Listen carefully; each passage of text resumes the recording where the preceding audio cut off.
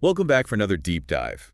I know you're all busy out there, but you're also curious about Dune, right? Oh, yeah. Frank Herbert's epic saga. Thanks. It's a lot to tackle. So Yeah. we're here to give you the ultimate shortcut. Yeah. Think of this as like Dune distilled.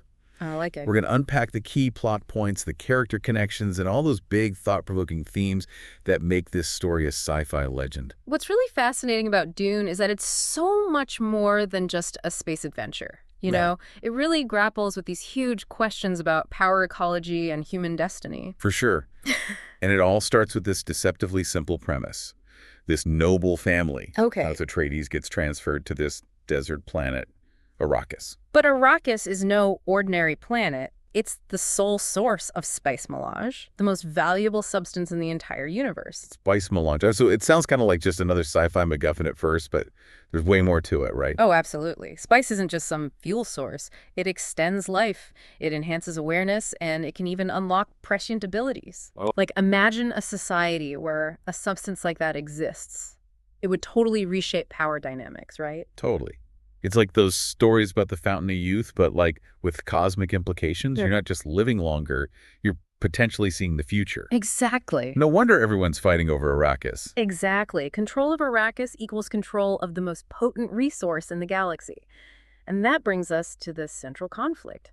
House Atreides versus House Harkonnen. Okay, so the Harkonnens. Yeah. The classic villains, right? Yeah. Cruel, power-hungry, and totally out to crush the Atreides. Their brutality is deliberate.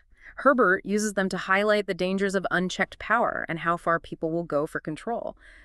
But remember, even villains can be complex. The Baron Harkonnen isn't just evil, he's like a master manipulator. Oh, yeah. He's playing the long game to regain Arrakis and crush his enemy. Speaking of enemies, let's not forget the Emperor. He's not exactly a good guy either, is he? The Emperor is the master of playing the great houses against each other, maintaining his own power through this delicate balance of alliances and threats. It's a cutthroat galaxy out there. Yeah, it's a reminder that in Dune, power is often a game of shadows and manipulation. So House Atreides is basically walking into a trap.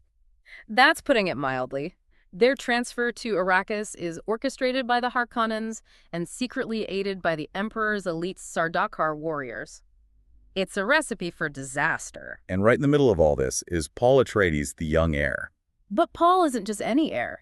He's been trained by his mother, Lady Jessica, in the Bene Gesserit ways. Okay. They're this secretive order of women who manipulate events through subtle means genetics and this deep understanding of human psychology. So Paul's got some serious skills. He does. He's physically adept, mentally disciplined, and he's beginning to experience these prescient visions. Those are powerful. But those visions are a double-edged sword. They offer glimpses into possible futures, but they also burden him with the weight of knowing what might be. I can see how that'd be both a gift and a curse. Knowing the future doesn't necessarily make it easier to deal with. Exactly. Imagine the pressure of knowing your every decision could have these galaxy-altering consequences. It forces Paul to confront the question. Is his path predetermined, or does he have the power to change his destiny? And then there are the Freemen, the native people of Arrakis. Yeah. They're more than just desert dwellers. Oh, yeah. The Freemen are a force of nature, shaped by that harsh environment and their deep connection to Arrakis. Their ability to survive in the deep desert, their mastery of water conservation with those incredible still suits, their intimate knowledge of the sandworms, it's awe-inspiring. Okay, so the sandworms, those giant creatures that roam the deserts. We got to talk about them. They're iconic. Shai Hulud, as the Fremen call them, are more than just giant worms. They're the lords of the desert, this force of nature that demands respect. Their life cycle is totally connected to the production of spice, which makes them central to the entire power struggle on Arrakis. So controlling the sandworms could be the key to controlling the spice. It could. That adds a whole other dimension to the conflict. Yeah, but how do the Fremen fit into all this? Well, the Fremen have been exploited and oppressed for generations. They see Arrakis as this sacred trust, and they resent those who come to plunder its resources. Their culture is one of resilience, adaptation, and a fierce determination to protect their way of life. I can see why they'd be wary of outsiders, but how do they react to Paul and his family? That's where things get really interesting. Among the Fremen, there's this prophecy about a messianic figure who will come to lead them to freedom. And they start to see Paul as that figure. Exactly. Paul's arrival on Arrakis coincides with the Fremen's yearning for a leader, someone who understands their plight and can harness their power. But will Paul embrace this role, or will he succumb to the temptations of power that have corrupted so many before him? And that's where things really start to get intense. But before we dive into Paul's transformation and the inevitable clash with the Harkonnens, let's take a closer look at one of the most intriguing characters in Dune, Lady Jessica. Ah, Lady Jessica, the woman who defied the Bene Gesserit and gave birth to Paul. She's a complex figure torn between her loyalty to the sisterhood and her love for her son. So she's not just a mother, she's a powerful force in her own right. Absolutely. Jessica is a Bene Gesserit trained in the ways of manipulation and control, but she's also a woman who follows her heart. Her decision to have a son instead of a daughter, as the Bene Gesserit had ordered, sets in motion a chain of events that will reshape the galaxy. It sounds like she's walking a dangerous path, defying a powerful order, and raising a son with extraordinary abilities. What challenges does she face on Arrakis? Well, Jessica has to navigate a world that's both hostile and alluring. She has to protect Paul from those who would exploit his powers, adapt to the harsh realities of life on Arrakis, and perhaps even find a way to reconcile her own beliefs with the Fremen's prophecy. It's a lot for one woman to handle, but it sounds like she's more than capable of rising to the challenge. I can already see how her choices, along with Paul's, are going to shape the destiny of Arrakis. But before we get too deep into that, I think it's time to address one of the most pivotal events in Dune that sets the stage for everything that follows. You mean the Harkonnen betrayal? The moment that shatters the illusion of peace and plunges House Atreides into chaos? Exactly. It's more than just a plot twist. It's a turning point that forces Paul and Jessica to confront the brutal reality of their situation and make choices that'll change their lives forever. It's a moment that highlights the fragility of power, the depth of Harkonnen treachery, and the lengths to which people will go to achieve their goals. And it all hinges on the actions of one man, Dr. Yu, the Atreides Suk Doctor. Talk about a moral dilemma. Dr. Yu's betrayal is driven by desperation and the Baron Harkonnen's cruel manipulation. It forces us to ask ourselves, what would we do if faced with an impossible choice, if the life of someone we loved was held hostage to secure our loyalty?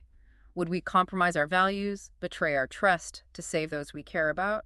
It's a question that has no easy answers. Yeah. And it's one that sets the stage for Paul and Jessica's desperate flight into the deep desert where they'll encounter the Fremen and embark on a journey that will transform them both. But before we get to that, We need to talk about the sandworms, don't we? Those magnificent and terrifying creatures that roam the deserts of Arrakis. oh, absolutely. The sandworms are more than just giant worms. They're a symbol of Arrakis itself, a force of nature that demands respect. Shai-Hulud, as the Fremen call them, are the guardians of the spice, the embodiment of the planet's power. Their life cycle is intricately connected to the production of the spice melange, making them central to the entire power struggle on Arrakis. So controlling the sandworms could be a key to controlling the spice. That adds a whole new dimension to the conflict. But how do the Fremen fit into all this? The Fremen have been exploited and oppressed for generations. They see Arrakis as a sacred trust, and they resent those who come to plunder its resources. Their culture is one of resilience, adaptation, and a fierce determination to protect their way of life. Right, they've adapted to a world where most would perish, developing unique skills, customs, and beliefs that set them apart. Their ability to survive in the deep desert, their mastery of water conservation with those incredible still suits, their intimate knowledge of the sandworms, it's awe-inspiring. And their reverence for the sandworms, which they call Shai-Hulud, is almost religious, isn't it? It is. They see the worms as a manifestation of the planet's power, a force to be respected and even worshipped. It's a fascinating blend of ecology and spirituality that's central to their culture. And they're fierce warriors too, aren't they? Their fighting skills are legendary. Absolutely. They're masters of guerrilla warfare, using their knowledge of the desert to their advantage. And their crysknives, those sacred blades forged from the teeth of sandworms, are both weapons and symbols of their culture. And they've managed to resist the Harkonnens for years, haven't they? They have. Their resistance is a testament to their strength, their resilience, and their deep connection to Arrakis. They see themselves as protectors of the planet, and they're willing to fight to the death to defend it from those who would exploit it. And with Paul's arrival, their hopes for a true leader, a messiah who will guide them to a better future, are rekindled. That's right. They see Paul as the fulfillment of an ancient prophecy, the one who will lead them to freedom and prosperity. And his ability to ride the sandworms, a feat only the most skilled and spiritually attuned Fremen can accomplish, solidifies their belief in him. It's a fascinating dynamic the way Paul, an outsider, becomes so intertwined with their culture and their destiny. It is.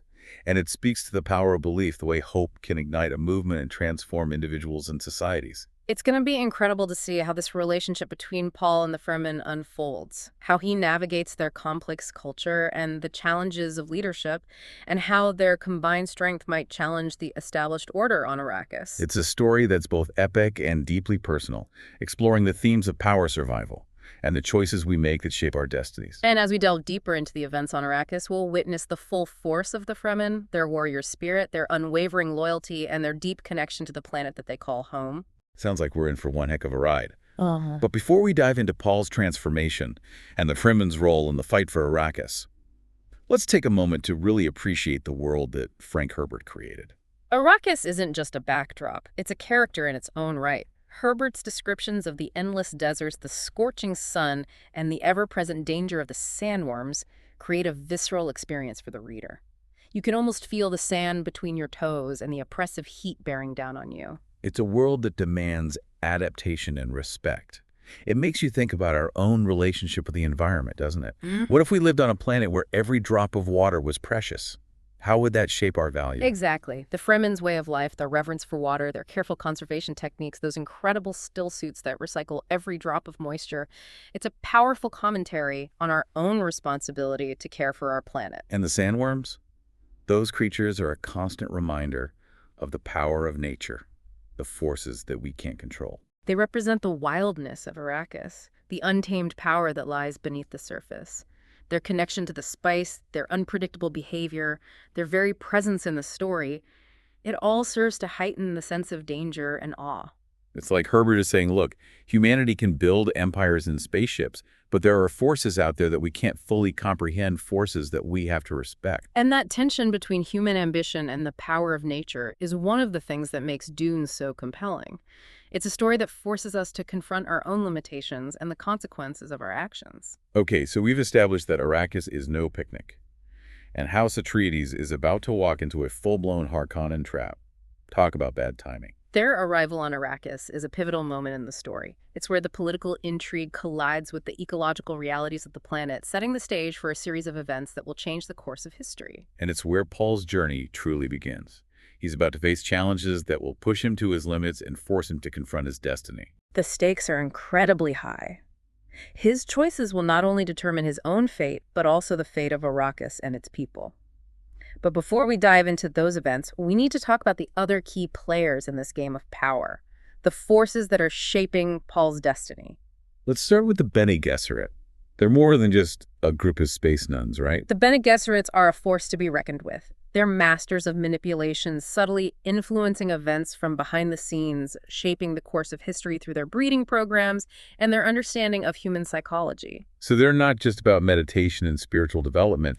They have a political agenda. Absolutely. Their long-term goals are shrouded in secrecy, but it's clear that they have a plan for humanity, a vision for the future that they're working towards generation after generation. And they see Paul as a key part of that plan. That's where it gets complicated.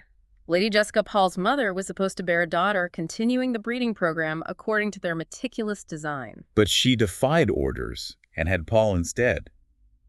Talk about a wrench in the gears. Exactly. And this deviation from their plan introduces an element of uncertainty. They can't be sure if Paul will be controllable, if he'll serve their purposes, or if he'll become something else entirely. That's a scary thought, especially considering the power he seems to be accumulating. It raises questions about the ethics of manipulating human evolution, the dangers of playing God, and the potential consequences of trying to control destiny. And it adds another layer of tension to Paul's journey. Is he fulfilling his own destiny, or is he becoming a tool of the Bene Gesserit? That's one of the central questions that Herbert leaves us to ponder. Is Paul truly free, or is he bound by forces beyond his control? It's a question that has no easy answers, and it speaks to the complexities of human nature, the struggle between free will and determinism, and the enduring mystery of our own potential. And while the Bene Gesserit are working their long game, the Harkonnens are focused on more immediate goals. Their desire for revenge against House Atreides is palpable. Right, they're not just out to reclaim Arrakis. They want to crush the Atreides to inflict pain and suffering. It's a reminder that power struggles aren't just about politics and resources. They're also about personal vendettas, deep-seated hatred, and the desire to dominate and humiliate one's enemies. So the Harkonnens represent the dark side of power.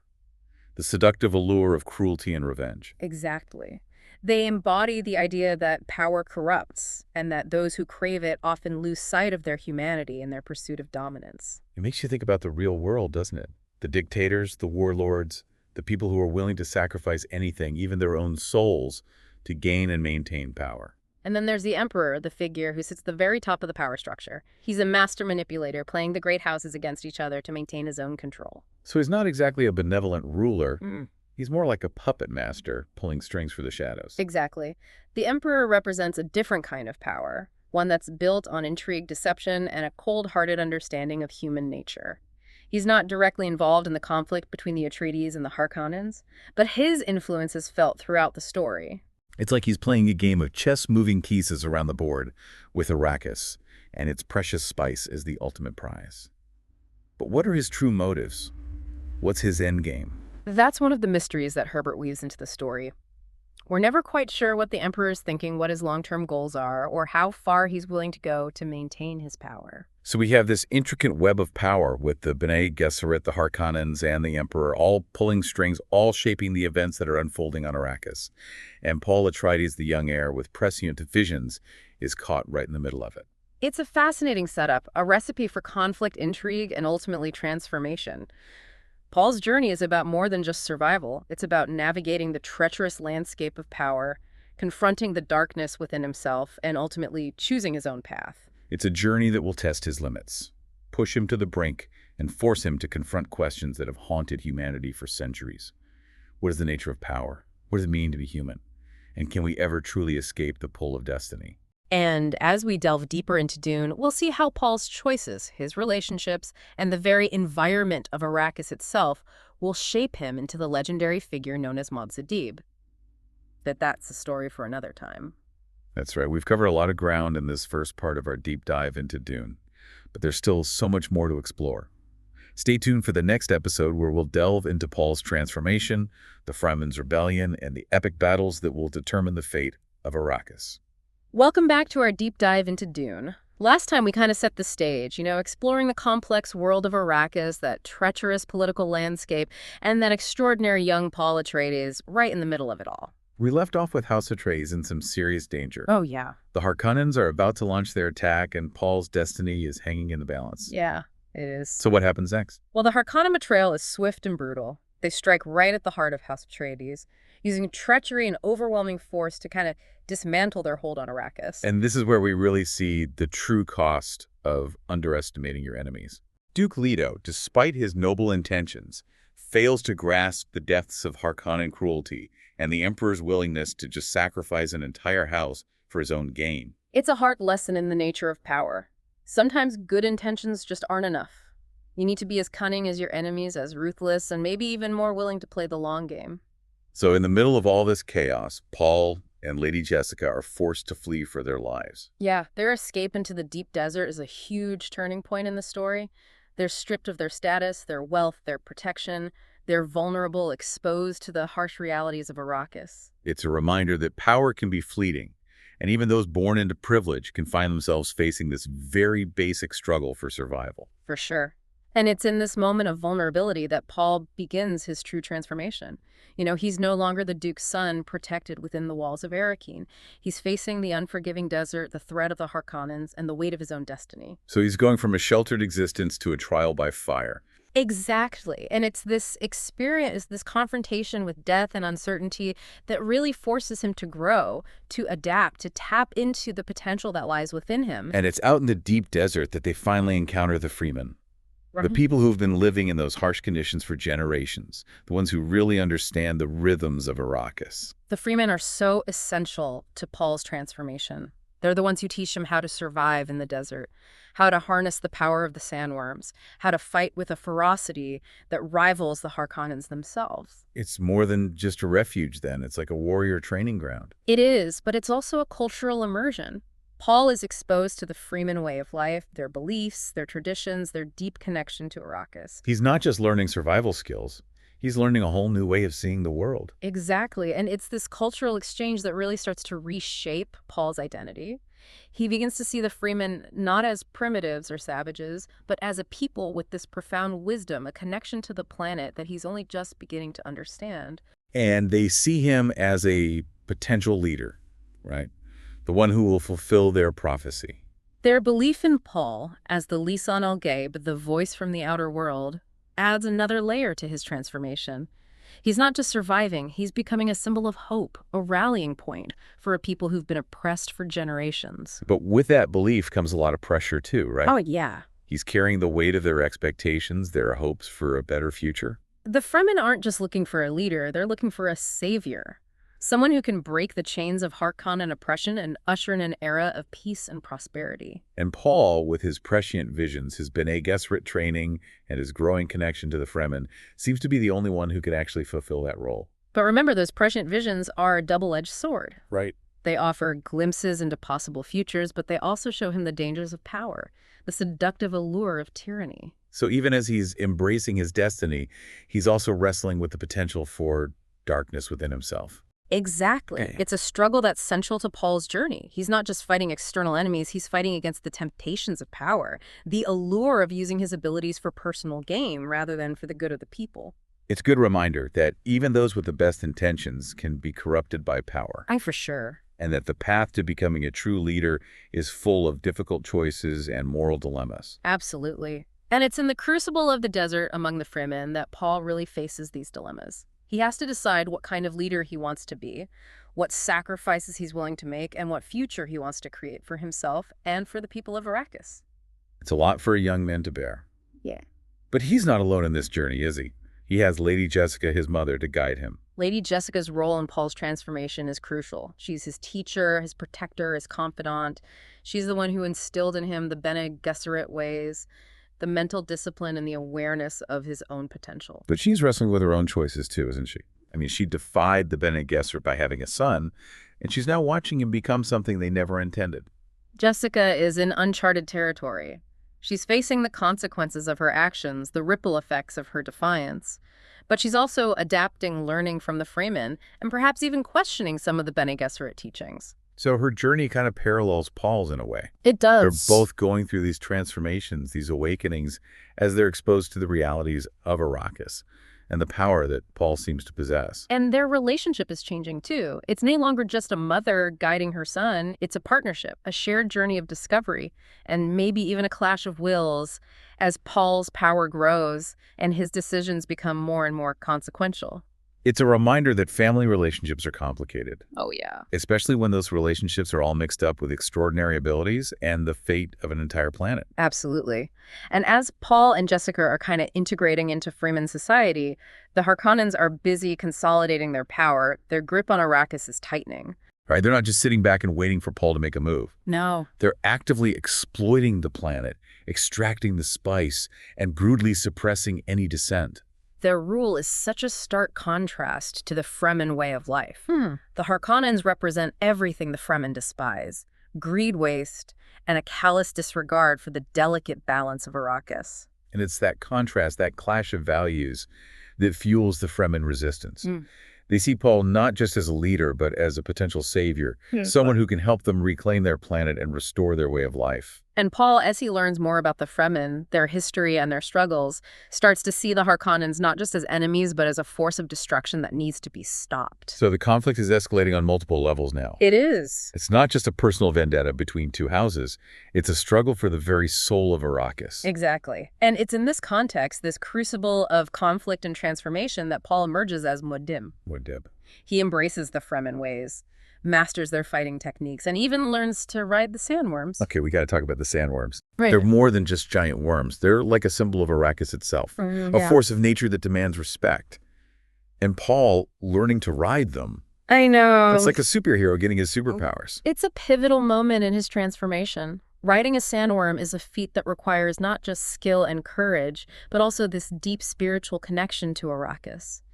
It's a sign that Paul is truly embracing the Fremen way of life, that he's becoming one of them. And it's almost like a symbolic victory over the Harkonnens, right? It I mean, is. they've been exploiting Arrakis, treating the sandworms as a nuisance, while the Fremen have coexisted with them for generations. It's a powerful reminder that true power doesn't come from brute force or technological dominance, but from understanding and respecting the forces of nature.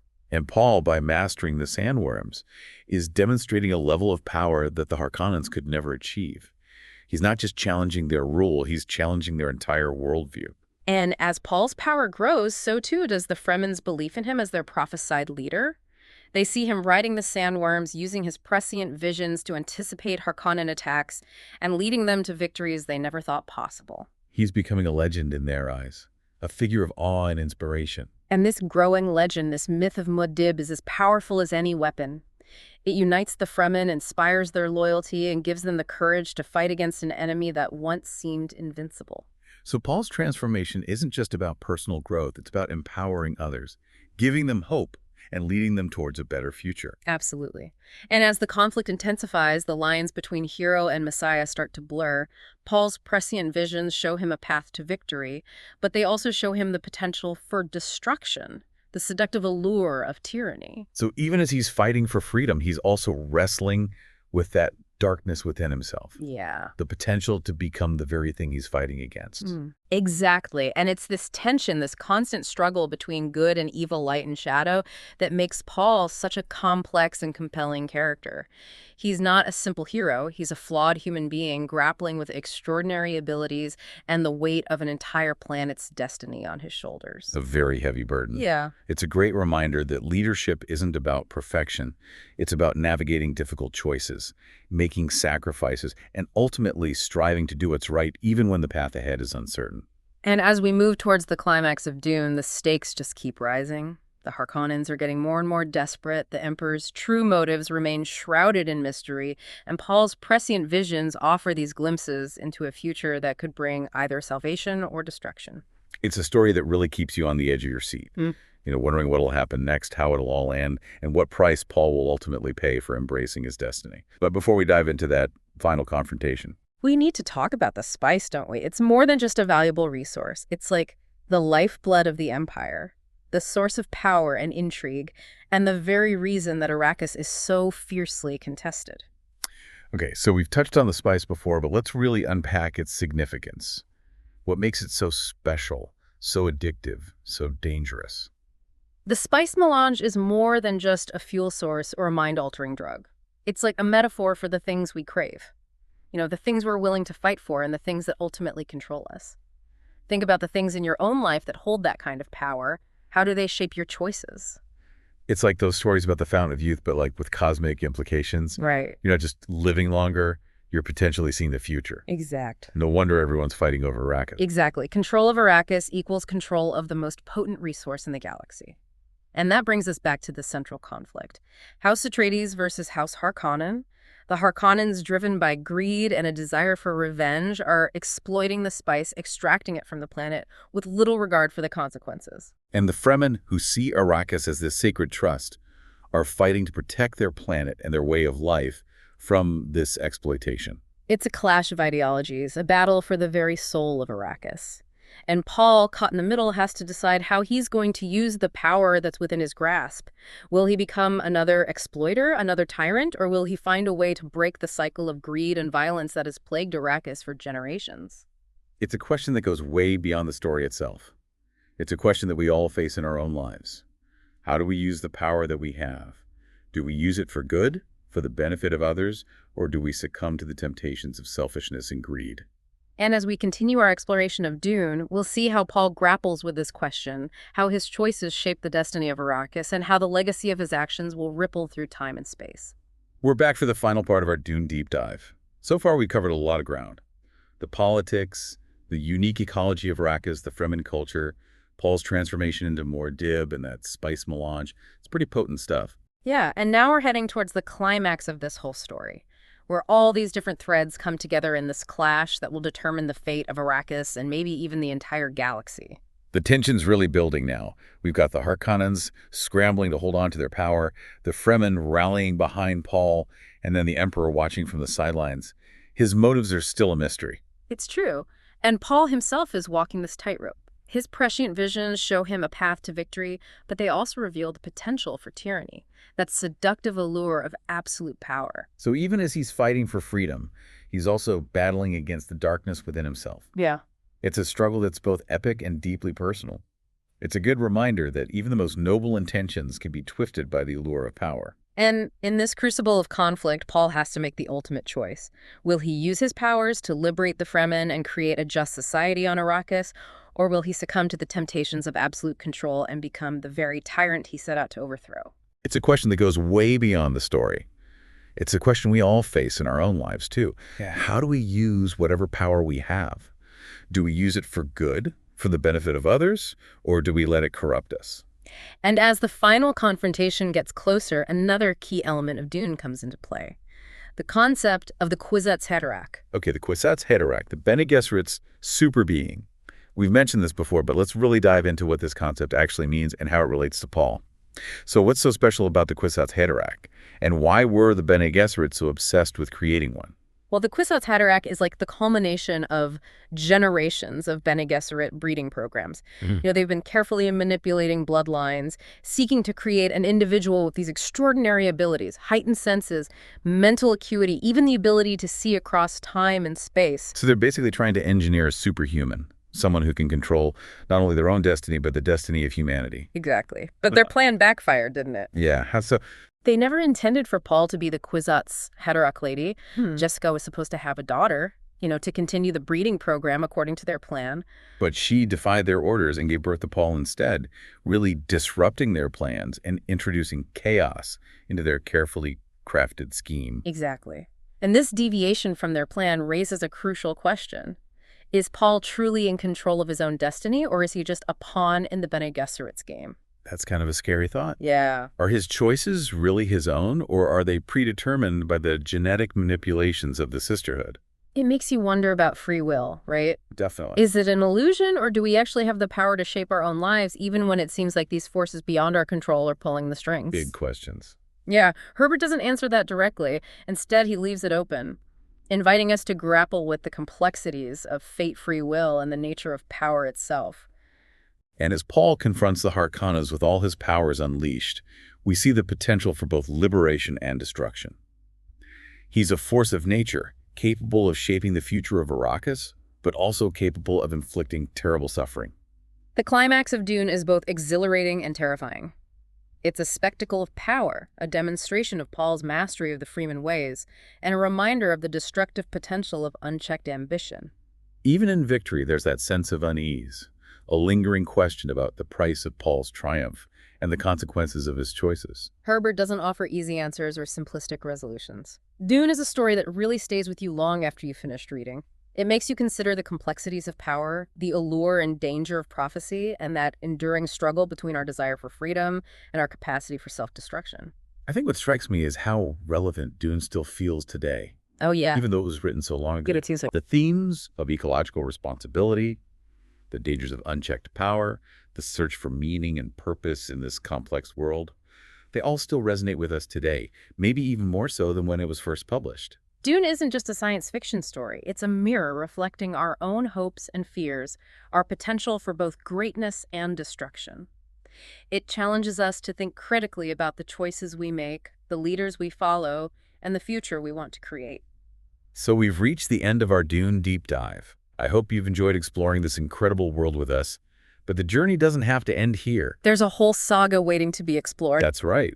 If you want to discover more about the world of Dune, check out Frank Herbert's books or even explore some of the film adaptations. Thanks for joining us. Until next time, keep questioning, keep learning, and keep diving deep.